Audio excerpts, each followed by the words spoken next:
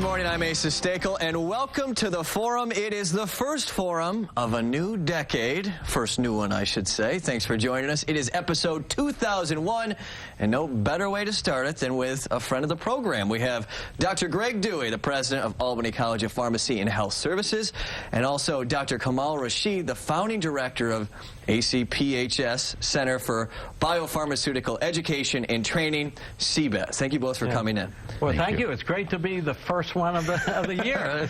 We're making history right here, Dr. Dewey. It's an honor. So that's what we're here to talk about while you're here is CBET. This whole new program and training facility that you're working on. It's a $37.3 million advanced technology facility. Right. What is this place? So it is an educational program to train people for the biopharmaceutical industry. And we can talk more about what biopharmaceutical means, but this is a growing industry. It's a very exciting industry where it is really transforming pharmaceutical industry as a whole, this sector of the industry. And there's a real workforce need there. And so CBET will teach our own students, our bachelor's and master's students, and our PharmD students, give them an entree into the biopharmaceutical industry. But it's also about workforce development. The manufacturing practices are moving so quickly that there is a real need to help companies learn the latest technology and get up to speed. And so it has a very strong workforce development. In fact, that's the main component of this initiative. Okay, so let's back up a bit. As you said, let's talk about pharmaceutical or biopharmaceuticals. Yeah, biopharmaceuticals. What are they? Yeah, so the history of the pharmaceutical company is predominantly focused on small molecules. So things like aspirin or Tylenol, those are small molecules that an organic chemist can synthesize in a lab. Biopharmaceuticals are the result of DNA technology, of recombinant DNA technology. So in the late 70s and early 80s, we learned how to clone genes and to have them produce proteins. And in that period, the first human gene was cloned. Insulin was cloned into a bacteria, and it produced insulin. These are big, complicated molecules. Those are biopharmaceuticals. So it's a different world because you're using genetic engineering to create a much more complicated therapeutic agent than a small molecule, often using something your own body might make. So that's really exciting. It is it's a period of great advance, great innovation in the basic science. I'd say it's kind of akin to that period when we had the telephone invented and the phonograph and the light bulb. It is explosive. Wow. The innovations going on. But the thing that's very special now is that not only is the science changing at a rapid rate, but the manufacturing is changing. And at one point, you had large, steel vats that you would brew these things up with, and they're very expensive, very difficult. And now we're going to what they call single-use technologies, where you use plastic liners, or you're doing these continuous flow technologies. We're creating these cells that are much more productive, so you can go to smaller and smaller volumes. So it's very unusual to have the science changing rapidly and the manufacturing changing rapidly, and it is a great perfect storm for academia because you need continual training for these things. Okay, so new science, new technology, new methods, and now you've got this new center, and we have Dr. Rashid here, who'll be the founding director of it. How exciting is this for you? It's very exciting, It's actually when the idea came up, and I looked at it, I thought this is really a novel idea coming from ACPHS administration, especially Dr. Dewey, been pushing for this because the workforce is very important for this new industry.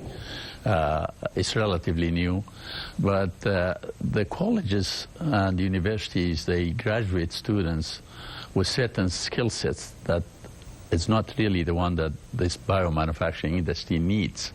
And so when you hire somebody coming out from college to a place like Regeneron, for example, they will train them in-house, you know, on their standard operating procedures and the way they go about doing things. And so there are certain skill sets that are not taught at colleges and universities, and graduates are lacking those skills. And so the training programs that has been starting in many universities is to help the industry by creating programs that can teach the students those skill sets that are highly desirable in a highly regulated environment like a biopharmaceutical company, which is worked by FDA for every move they make and every single touch they touch.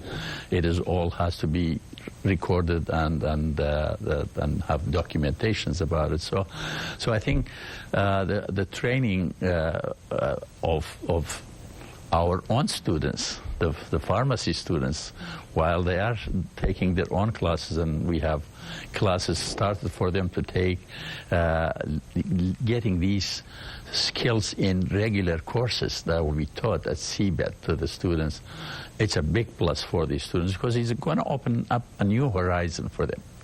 The pharmacy students now will have a chance to be highly competitive in the biopharmaceutical industry when it comes for job application, because they know the drug development, but they're going to have now the skills that are necessary to be an employee of this biomanufacturing industry. And so that will enhance their capabilities into getting into these kind of jobs, which is growing. Like Dr. Dewey said, the biomanufacturing industry is exponentially growing now, and will be growing for the coming decades. And so there will be a lot of need for well-trained, hands-on, ready employees. Dr. Dewey, we were talking about this just before we came on, about how there are more pharmacy Ph.D.s in this field. And there are PharmDs who get into this field, but by no help of your curriculum currently. Right. So when I go, part of my job is to go around and talk to our alumni.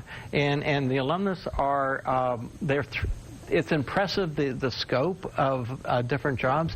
A lot of our alumni are community pharmacists. A lot are in hospital pharmacy.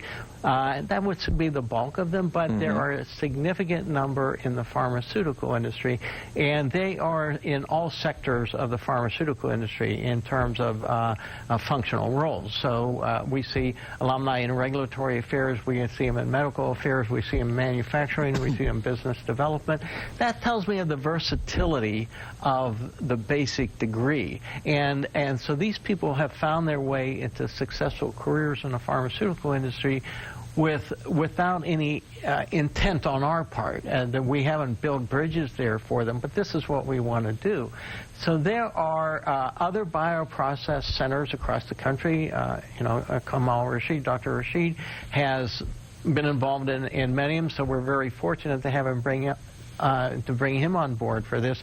But those centers tend to be more associated with engineering schools for the manufacturing. This will be the first center associated with a pharmacy school. And I believe that there is great value added by having a biomanufacturing center in a pharmacy setting. And one of the reasons is because of the great importance of how you formulate a drug, the sensibilities of pharmacists in understanding the importance of formulation. I can have the same drug in two different formulations, whether it's a nasal spray or a pill or an injectable, and depending on how I formulate that drug, the efficacy can be dramatically different. With these complex biopharmaceuticals, that's the very last step in the biomanufacturing process, is the formulation. And if you don't get that right, all the complicated stuff that goes before is for naught. And so that pharmacist knowledge of formulation is we want to take advantage of it. And not to say we're going to disparage the engineering component. There's a serious engineering component that we have to bring in there too. But we're very excited because we feel that this is, we're hitting an untapped human resource in all our PharmDs to enter into this field. So how did the School of Pharmacy, how did you guys get involved in this, and why now?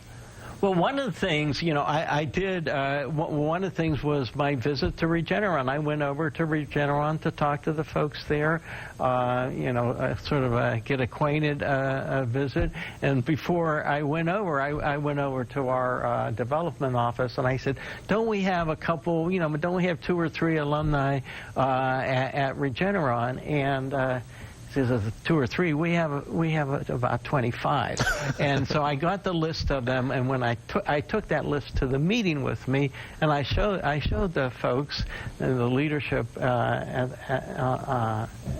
the facility. I said, this is what we've done without trying, essentially. Yeah. And they were looking through the list, and then, oh, that person's very good, that person's good. And I said, wow, it was almost like a light bulb went on. Maybe we need to create this bridge, this intentional path, because we've already done well without even trying. With serendipity. Yeah. So why not? Interesting. Okay. Dr. Rashid, you've been all over the country, all over the world, setting up training programs in biopharmaceuticals. What's different is there anything different about setting up this program? No, it's similar to other programs that we have set up, but it's a program that's the first, I think, in the state of New York. And in addition to training of our own students, there's an element that Dr. Dewey, referred to it, about helping the growth of biotech industry in the state of New York. And that will be done in our center by providing the workforce that these companies need, especially small companies. So the center will have not only the training function, but we will be trying to do contract research services for small companies that they need to take an idea into commercialization. The first proof of concept stage is very important, and I think the center will be a great factor. One thing that I hear that small companies, especially in the central region, they don't survive that much. It's because they don't have access to labor at the early stage, like the incoming, that they have the knowledge. So the center will be functioning in 2 ways. One is training the workforce for the biomanufacturing industry in the state of New York and the region, and also helping small companies with projects that they have that could be run at our center with our faculty and our scientists. Wow. How excited is Regeneron and other companies and some of those small companies that you talk about? Small companies, yes. About this? So, yeah, we've had really good feedback, really good interactions. We've created a corporate advisory board of leaders in this area, and recruiting that board was not difficult. There is an enormous workforce need, and so we have folks from Regeneron, from Eli Lilly, from Genentech, all the big biopharmaceutical companies. We have had good interactions with Boehringer Ingelheim in Connecticut. The workforce need is such that people are happy to come in and help us.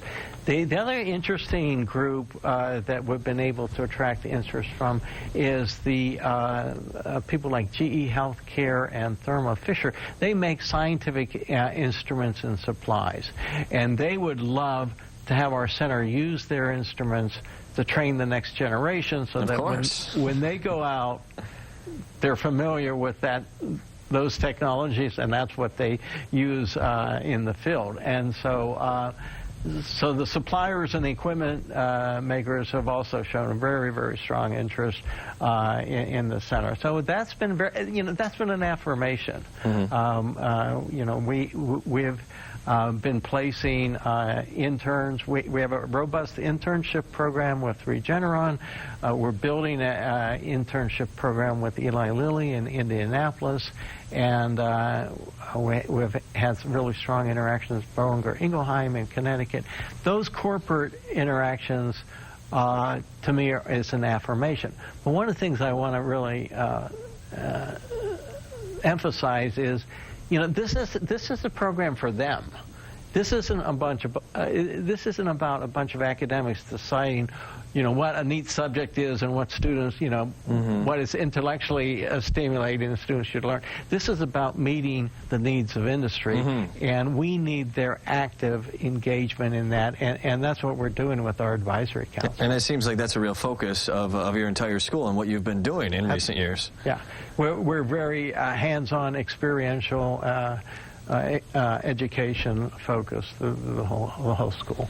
Okay, Dr. Dewey and Dr. Rashid, thank you both for coming in. Thank you for having us. And Happy New Year. Thank you. Happy New Year to you. No, First show of the belated, decade.